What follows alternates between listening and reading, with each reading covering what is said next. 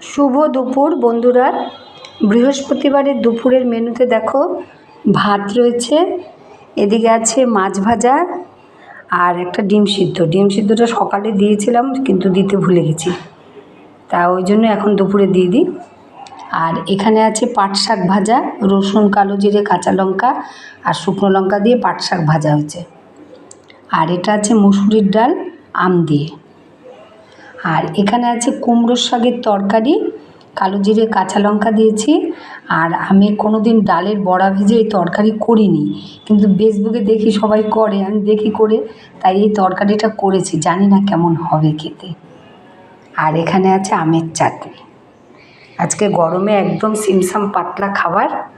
আজকে এটুকুই। সবাই ভালো থেকো, আমার সাথে থেকো। যদি এই রান্নাগুলো ভালো লাগে একটা লাইক, কমেন্ট, শেয়ার করো। টাটা।